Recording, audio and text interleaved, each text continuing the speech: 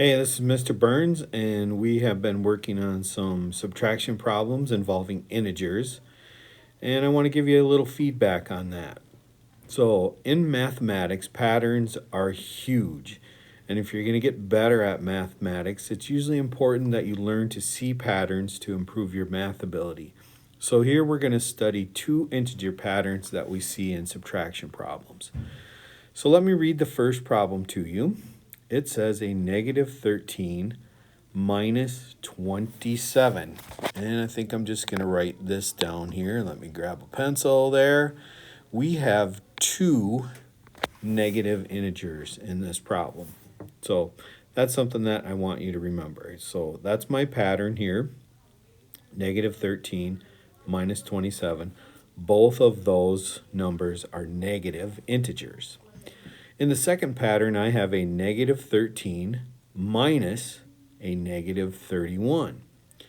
Okay, again, I have two negative integers, but I also have the negative or subtraction math operation. And you do have to remember a rule there, and that is when you see this kind of a pattern with the minus, that's going to turn into a plus. Okay, so I'm going to pause there, and we are going to continue on with some examples of these two integer subtraction patterns. All right, here we go. Mr. Burns back online. We got minus 10 minus 18. All right, negative 10 minus 8. How many negative numbers do I have? Well, I'm going to show you. All right, I just got to grab a pencil here, and I'm going to switch my color, and I have just circled the first negative number, and now I've circled the second negative number. So remember, I have two negative numbers. Now the rule for this is that when our signs are the same, we are going to add and keep the sign. I'll say that again. When the signs are the same, we're going to add and keep the sign. So by keeping the sign, I know before I've done any math at all that my answer is going to be negative. So I'll just go ahead and put that negative sign there. Now, simply add 10 and 8 together to get 18. So I will write my answer both here and here. Whoops, and I did a terrible job of writing my answer there, but I'll sneak that one in. So the answer to this problem is negative 18. And again, our pattern was we have two negative integers, and so we added them together and kept the sign. All right, let me read this problem to you. I have a negative 25 minus a negative 12. All right, I have that minus pattern there. And if you'll remember from my initial screen that we started out on, whenever you see that minus, that is going to turn into positive. It's going to turn into the plus math operation sign. So what am I saying? Well, this is what I'm saying. I still have my negative 25. My minus has turned into a plus. 12 comes down. Okay, notice that I don't have a negative sign in front of that 12 anymore. Now what I'm going to do for you is show you my negative and positive numbers. I'm going to circle my negative number.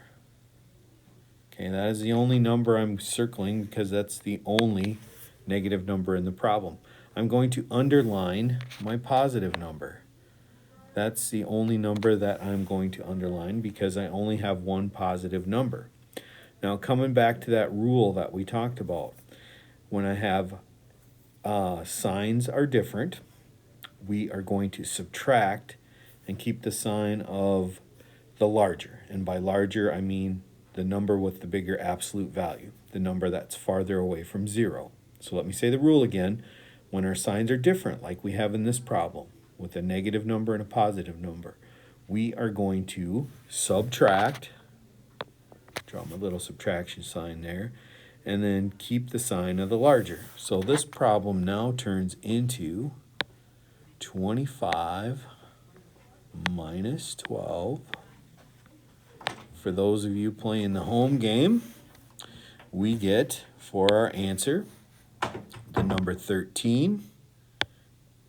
And then remember, the negative 25 has the larger absolute value, so we need to keep that sign. So voila, that is the answer to this problem. Let's continue. All right, here we go. We're going back to that initial problem, and I'm going to read it for you. We have a negative 27 minus 9. We have two negative numbers. Allow me to circle them for you. There is my first negative number.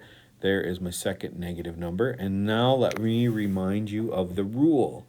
When our signs are the same, we want to add and keep the sign. When the signs are the same, we want to add and keep the sign. At this point, I'd like you to pause the video and then solve the problem, and then start the video up again and see if you have solved it correctly.